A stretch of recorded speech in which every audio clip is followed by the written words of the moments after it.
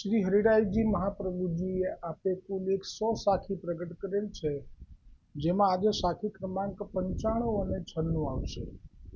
સાખી 95.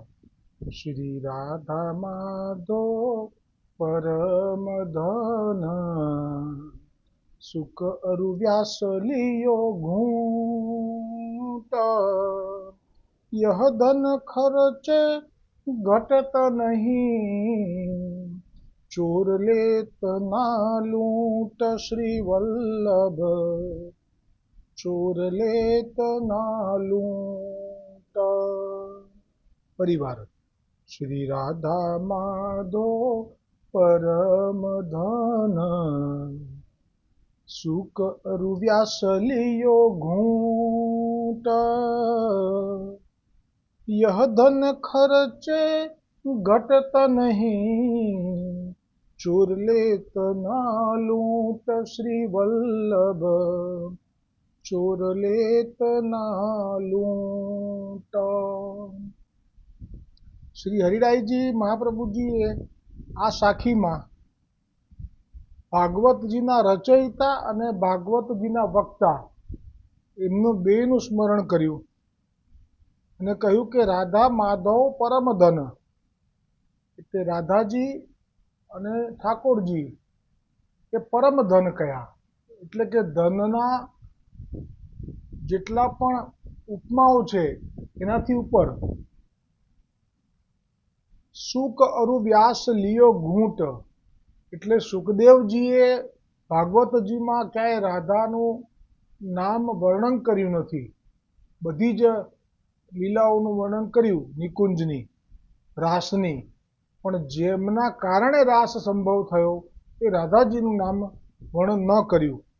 કેમ કે સુખદેવજી એ રાધાજીને ગુરુ માને છે, અને જો એ રાધાજીનું નામ પણ મુખમાંથી ઉચ્ચાર કરે અને જો સમાધિ લાગી જાય તો પરીક્ષિતનો ઉદ્ધાર કરવાની જે આજ્ઞા છે ઠાકોરજીની એ ન થઈ શકે. એટલે ભલે ભાગવતજીમાં રાધાજીનું નામ પ્રગટ નથી કર્યું, પરંતુ હરિરાયજી મહાપ્રભુજી આપ સાક્ષાત વલ્લભ છો, એટલે આપ જાણો છો કે આ સુખદેવજી અને વ્યાસજીએ લિયો ઘૂંટ એટલે ઘૂંટી લીધું છે, એટલે ખૂબ જ રાધાજી અને ઠાકોરજીનું નામનું રટણ સ્મરણ કરી કરીને ખૂબ રસનો અનુભવ કર્યો છે, એવો આપનો ભાવ છે આ સાખીમાં. અને પછી કહ્યું યહ ધન ખર્ચે ઘટત નાહી. બીજું બધું ધન હોય એનો જેમ જેમ આપણે વિનિયોગ કરતા જઈએ એમ એમ એ ઘટતું જાય, ને એક સમય એવો પણ આવે કે ધન સમાપ્ત પણ થઈ જાય. પણ રાધા માધવ પરમ ધન છે, અને કેવું છે તો કહે છે કે યહ ધન ખર્ચે ઘટત નાહી ચોર લેત ના લૂંટ. બહુ સુંદર છે આનો ભાવ. એમ કહે છે કે જો તમે રાધા માધવનું નામ, એટલે આપણે જે અષ્ટાક્ષરમાં છે એ પણ રાધા માધવ એમાં આવેલા જ છે. શ્રી એટલે રાધા અને કૃષ્ણ શરણમ એટલે કૃષ્ણ, પણ સીધું રાધા માધવનું નામ લઈ શકાય છે, જેવી રીતે હરિરાયજી આજ્ઞા કરી છે. શ્રી રાધા માધવ પરમ ધન સુખ અરુ વ્યાસ લિયો ઘૂંટ યહ ધન ખર્ચે ઘટત નાહી ચોર લેત ના લૂંટ. આ વાતનો તો બહુ મોટો ભાવ છુપાયેલો છે. ચોર એટલે શું? તો ચોરના ઘણા બધા ભાવ છે આમાં. લૌકિક ધન માટે ચોર એટલે તો જે ચોરી કરવા આવે એ. આજે તો 252 વૈષ્ણવમાં 112મી વાર્તા જે આવવાની છે એની જ આવવાની છે. ગોસાઈજીની ત્યાં આવીને ચોરી કરવા આવશે ચોર, પણ આ એ ચોરની વાત નથી કરી. આ ચોર એટલે કયા? કેમ કે રાધા માધવનું જે ધન છે નામરૂપી, એ જેની પાસે છે એ ખૂટશે તો નહીં, એટલે ખર્ચે ઘટત નહીં, એટલે કે ક્યારેક ખર્ચો કરશો તો એ ઓછું નહીં થાય.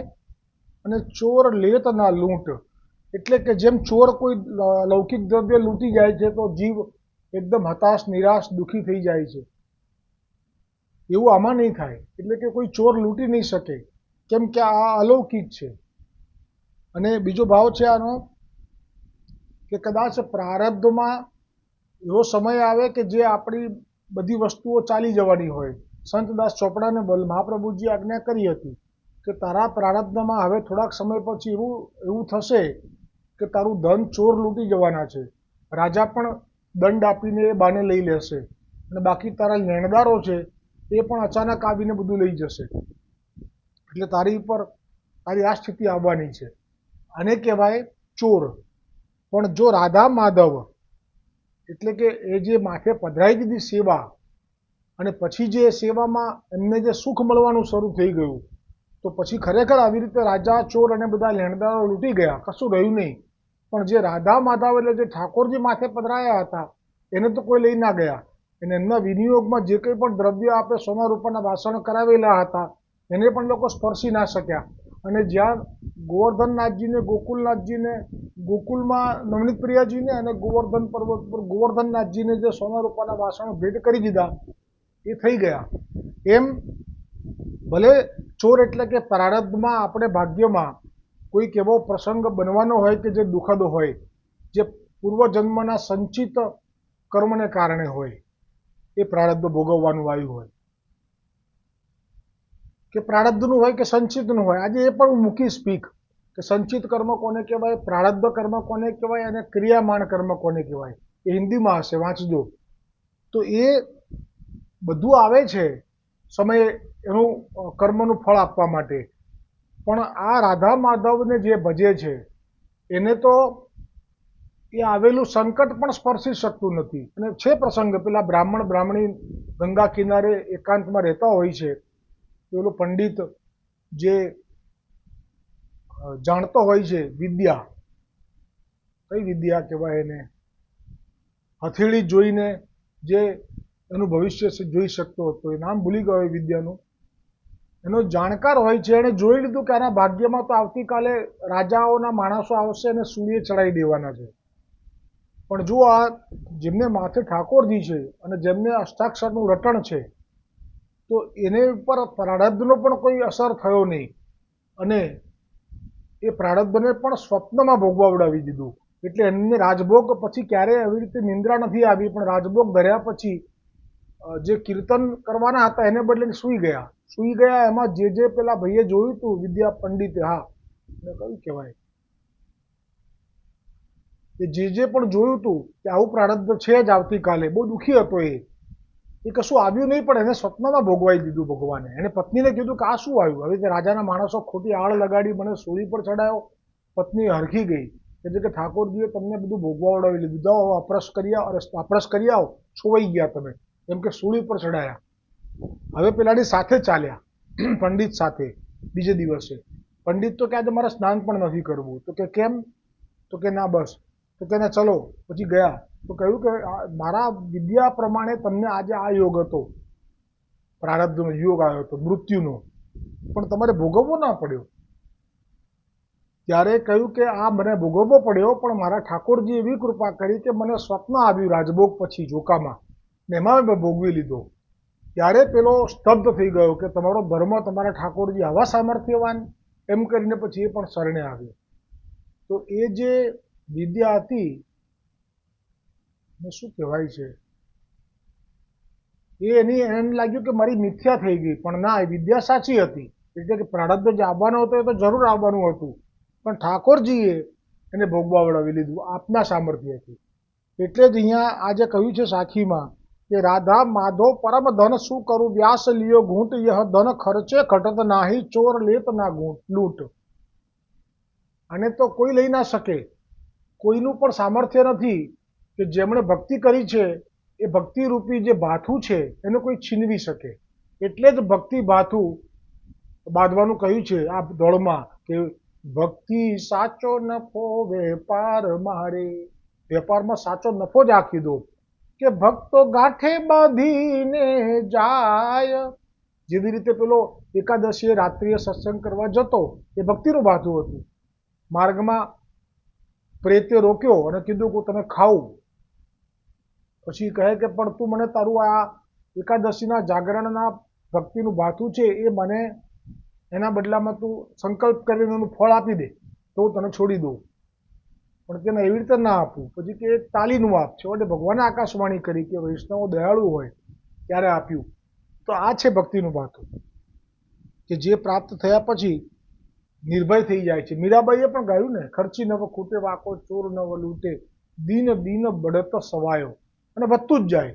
એટલા માટે આજે આ ધોળ લઈ અને આ સાખીને વિરામ કરું છું કે રટો રટો ને રાધે શ્યામ, છેલ્લો ફેરો છે, મૂકો માયા ને મમતા તમામ, છેલ્લો ફેરો છે. ત્યાગ દેહનો નહીં પણ દિલનો કરો, મારા પણ મૂકી પછી જગમાં ફરો, ભૂલો દેહ અને દુનિયાનું ભાન, છેલ્લો ફેરો છે. રટો રટો ને રાધે શ્યામ, છેલ્લો ફેરો છે. આગળ છે સુંદર. વલ્લભ પ્રત્યેના ઋણને કરી દો અદા, વલ્લભ પ્રત્યેના ઋણને કરી દો અદા. ઋણ એટલે આપણા પ્રારબ્ધ જે ભોગવવાના લખેલા હતા એ બધા આપે આપના પ્રમેય બળથી એનો નાશ કર્યો.